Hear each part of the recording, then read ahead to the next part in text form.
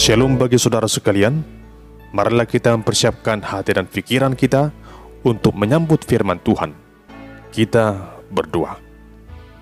Damai sejahtera Allah yang melampaui segala akal, itulah yang memelihara hati dan pikiranmu di dalam Kristus Yesus Tuhan kita.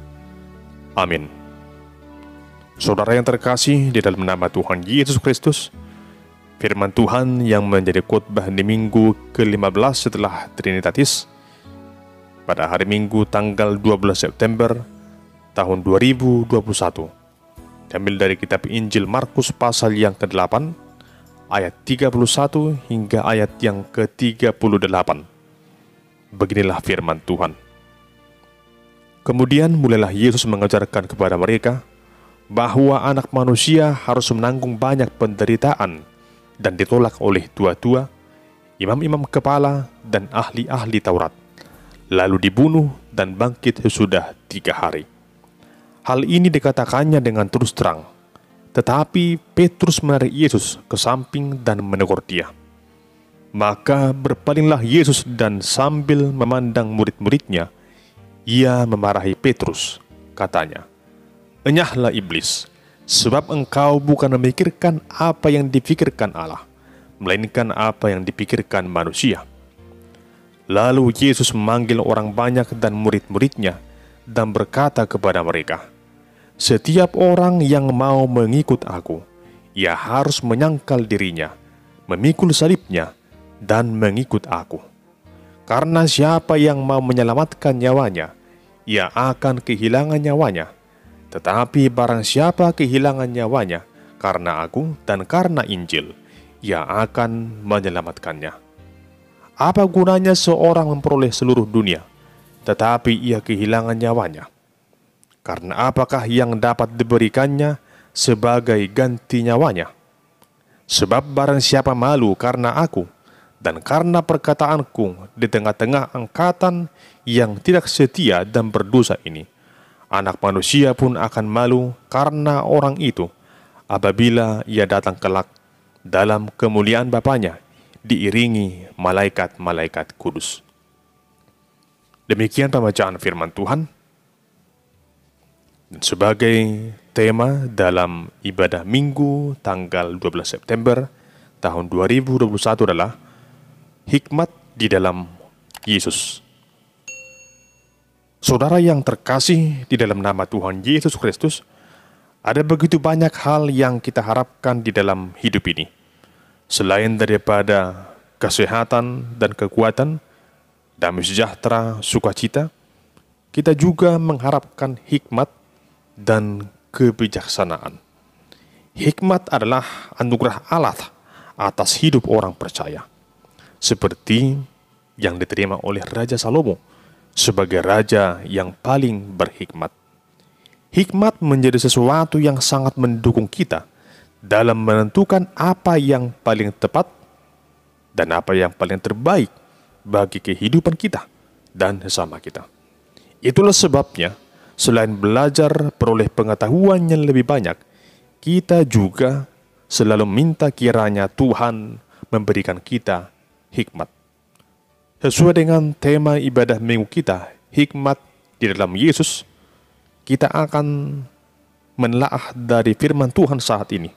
Bagaimanakah caranya agar hikmat yang kita miliki adalah seturut dengan kehendak Yesus, hikmat di dalam Yesus.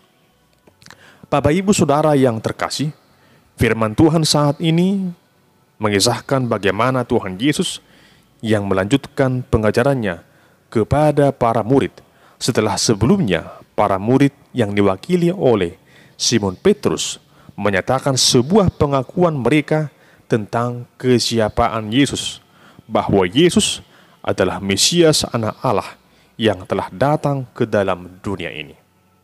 Pengakuan Petrus menjadi sebuah bukti bahwa mereka sudah benar-benar mengenal Yesus. Dengan demikian, dapat dikatakan kebersamaan mereka tidaklah sia-sia. Tuhan Yesus melarang mereka untuk memberitahukannya kepada siapapun, sebab waktunya belum tiba. Sebagaimana biasanya, Tuhan Yesus selalu memberikan berbagai pengajaran yang berharga bagi para murid, agar mereka semakin lebih berhikmat dan beriman teguh. Dalam pengajarannya, Tuhan Yesus memberitahukan akan penderitaan yang akan dialami oleh Yesus. Ia akan ditolak, dibunuh, dan bangkit sesudah 3 hari. Apa yang disampaikan Tuhan Yesus adalah sebagai pemberitahuan bagi para murid,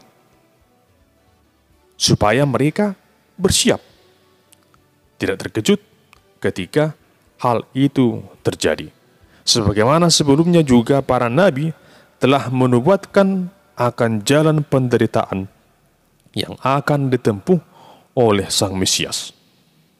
Namun satu hal yang mengejutkan terjadi saat itu, di mana Petrus yang tadinya menyatakan bahwa Yesus adalah Mesias, namun secara spontan ia menarik Yesus ke samping dan menegur dia karena telah menyampaikan hal yang demikian. Apa yang membuat Petrus berlaku demikian adalah karena ia merasa tidak dapat menerima jika Yesus harus mengalami penderitaan, bahkan ia harus mati. Apa yang diharapkan oleh para murid adalah kemerdekaan yang dibawa oleh Yesus, terutama dalam menghadapi penjajah Romawi di bawah kepemimpinan Sang Mesias. Mereka sangat menaruh banyak harapan akan kehadiran Tuhan Yesus, sehingga sulit mereka menerima pemberitahuan tentang penderitaan yang akan ia alami. Petrus tidak mau hal itu terjadi. Namun apa yang selanjutnya dijelaskan dalam perikop ini adalah di mana Tuhan Yesus marah kepada Petrus dan berkata kepadanya, "Enyahlah iblis, sebab engkau bukan memikirkan apa yang dipikirkan Allah, melainkan apa yang dipikirkan manusia." Perkataan Tuhan Yesus sungguh keras. Ia menegur sikap Petrus yang tidak berjalan dalam hikmat seorang murid sejati. Petrus mengandalkan hikmat dunia ini. Ia lebih mengutamakan apa yang dipikirkan oleh manusia ketimbang apa yang dikehendaki oleh Allah. Perkataan Tuhan Yesus, "Enyahlah iblis," merujuk pada sikap dan perilaku Petrus yang telah dikuasai oleh roh-roh dunia ini. Yesus tidak membenci Petrus, namun justru Tuhan Yesus ingin menuntunnya supaya lebih menggunakan hikmat surgawi, bukan hikmat dunia ini. Saudara yang terkasih, jika kita melihat sepintas apa yang dilakukan oleh Petrus, seolah-olah ia menunjukkan kasih yang sangat besar terhadap Tuhan Yesus. Namun bagi Tuhan Yesus, tidaklah demikian. Hal yang sama juga sering terjadi dalam kehidupan kita, di mana kita sering mengandalkan kehendak kita daripada kehendak Allah. Sering sekali apa yang terjadi dalam kehidupan ini tidak seperti yang kita harapkan. Bahkan kadangkala oleh semua hal itu, kita menjadi kecewa, marah, atau bahkan putus asa, dan tidak mau lagi mendekatkan diri kepada Tuhan. Tidak mau berdoa, tidak mau beribadah, tidak mau bekerja, tidak mau melayani, dan lain sebagainya. Dan akhirnya, hidup kita semakin jauh terpuruk. Di samping itu, sikap Petrus juga menunjukkan sikap manusia yang sering mengandalkan logika dan egonya sendiri. Tidak berhati-hati dalam bertindak, terlalu cepat mengambil keputusan tanpa mencermati situasi lebih dahulu. Bahkan yang paling parah, ada saja orang yang semakin diingatkan, malah dia semakin keras kepala. Contohnya, ketika disuruh berjalan dari sebelah kiri, ia justru berjalan dari sebelah kanan. Atau seperti di masa pandemik ini, ketika ia diingatkan pakai masker, jaga jarak, supaya sering cuci tangan, namun malah justru melawan, tidak mau mengikuti aturan protokol kesehatan. Perilaku keras kepala yang demikian sering kita temukan, dan memang sulit menghadapi orang yang berlaku demikian, karena selalu mengandalkan kemauannya. Ia tidak mau menerima teguran dan nasihat orang lain.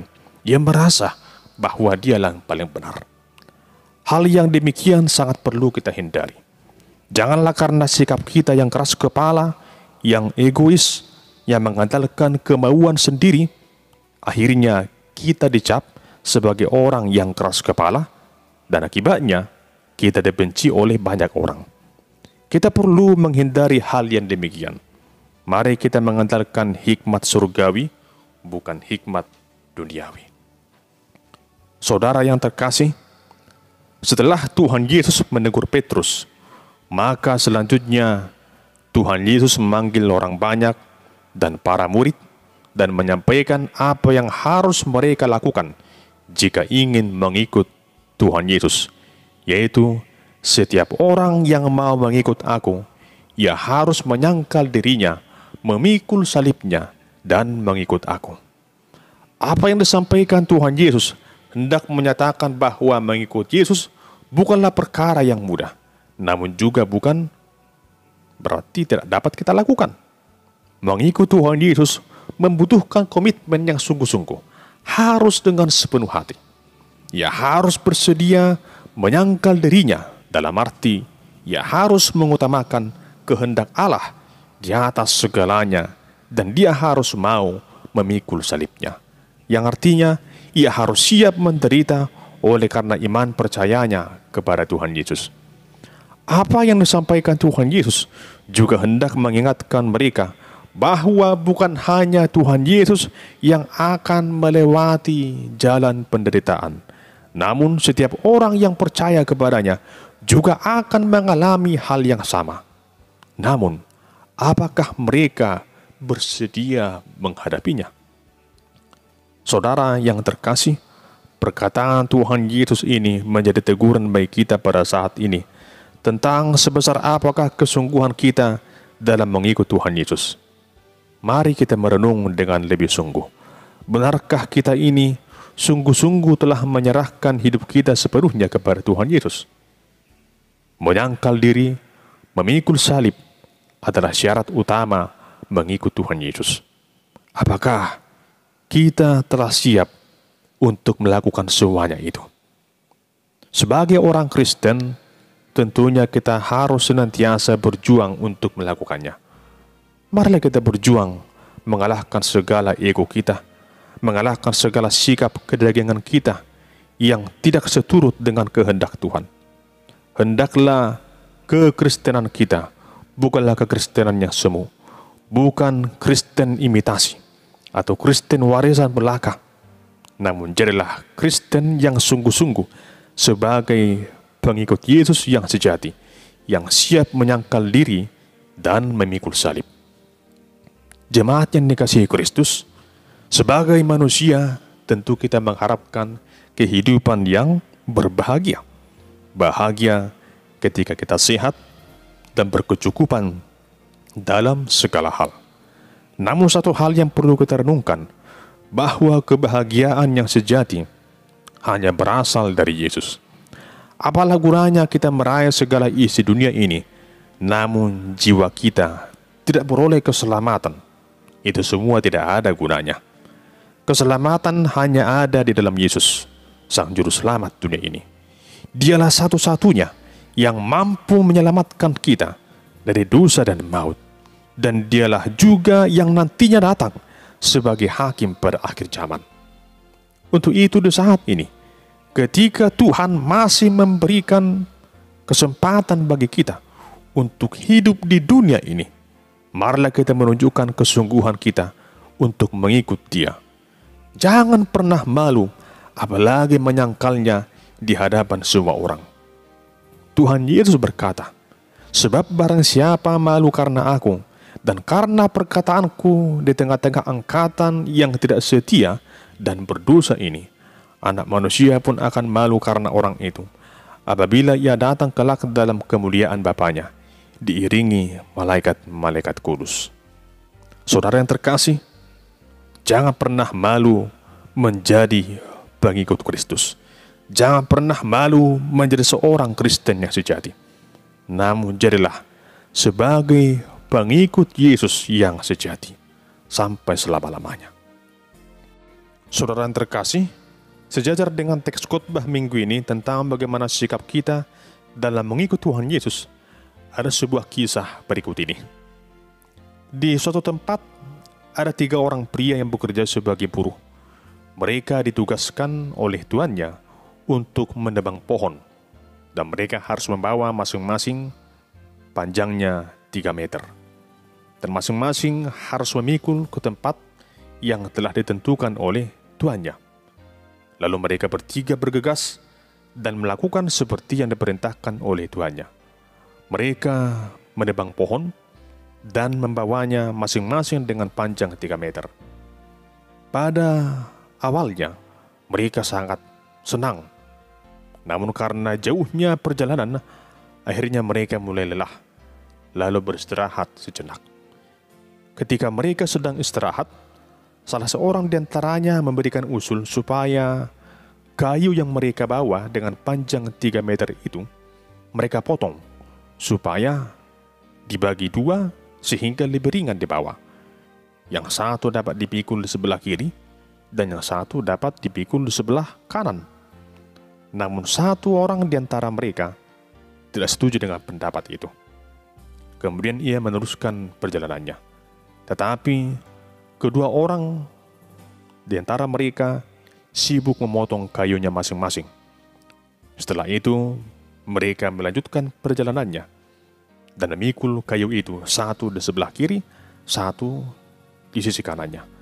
Dan mereka pun lebih cepat ketimbang yang satu orang yang membawa kayu sepanjang 3 meter. Dan akhirnya mereka pun tiba lebih dulu. Dan mereka melihat ada sebuah jurang yang sangat dalam. Kemudian tuan mereka melihat dari seberang dan berkata kepada mereka untuk memakai kayu yang mereka bawa itu sebagai jembatan untuk melewati jurang tersebut. Kemudian mereka mencobanya. Namun alhasil, mereka tak dapat menjadikan kayu yang mereka bawa itu sebagai jembatan karena kayu tersebut kurang panjang. Kemudian tibalah giliran dari orang yang ketiga itu, yang juga telah tiba di sana. Ia menggunakan kayu yang ia pikul itu sebagai jembatan, dan ia berhasil melewati jurang yang dalam itu, lalu bertemu dengan tuannya. Ia pun sangat berbahagia, sedangkan kedua orang yang telah memotong kayunya itu disuruh oleh tuannya untuk pulang. Saudara yang terkasih, kisah itu adalah gambaran dari setiap manusia yang ingin mengikut Tuhan Yesus. Ada begitu banyak orang yang sangat bersemangat mengikut Tuhan Yesus. Namun ketika penderitaan datang, ia mulai lemah, ia mulai mengeluh, dan akhirnya mulai mencari jalan pintas atas segala masalahnya dengan memotong salib yang seharusnya ia pikul. Dan akhirnya salib yang terpotong itu tak dapat ia gunakan sebagaimana mestinya, ibarat seperti jembatan untuk beroleh kebahagiaan bersama Allah. Namun orang yang setia, yang bertahan sampai akhir, dia akan beroleh hidup yang kekal. Jemaat Kristus, hal ini mengingatkan kita agar kita setia memikul salib kita. Pikullah salibmu, ikutlah Yesus. Itulah seruan bagi kita saat ini.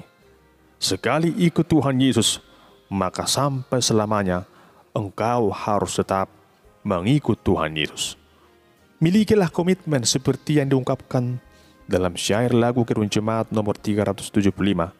Saya mau ikut Yesus sampai selama-lamanya.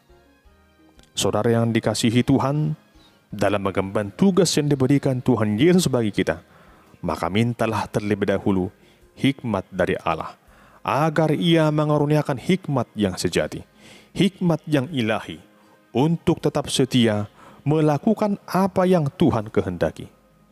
Hikmat dunia ini tidak akan pernah menghantarkan kita ke dalam sebuah situasi yang penuh dengan sukacita dan damai sejahtera. Namun hikmat di dalam Yesus akan membimbing kita untuk mengerti akan apa yang menjadi kehendak Allah bagi kita. Hikmat di dalam Yesus akan menuntun kita untuk selalu bersandar hanya kepada kehendak Allah, bukan kehendak kita. Hikmat di dalam Yesus akan memampukan kita memiliki keberanian untuk menyangkal diri dan memikul salib. Hikmat di dalam Yesus akan memampukan kita memiliki keberanian untuk mengaku Yesus sebagai Tuhan dan Juru Selamat dunia ini. Oleh karena itu, marilah kita hidup mengandalkan hikmat yang ilahi, yaitu hikmat di dalam Yesus, agar kita senantiasa siap sedia dalam mengikut Tuhan Yesus sampai selama-lamanya. Amin. Kita berdoa. Ya Tuhan Allah yang Maha Kuasa, karuniakanlah kepada kami hikmat yang ilahi itu, yaitu hikmat di dalam Tuhan Yesus Kristus Tuhan kami, agar kami senantiasa berhikmat dan beroleh kekuatan dalam melakukan apa yang Tuhan kehendaki, terlebih dalam mengikut Yesus sampai selama-lamanya. Dimuliakanlah namamu ya Tuhan yang Maha Kuasa, kekal sampai selama-lamanya. Amin.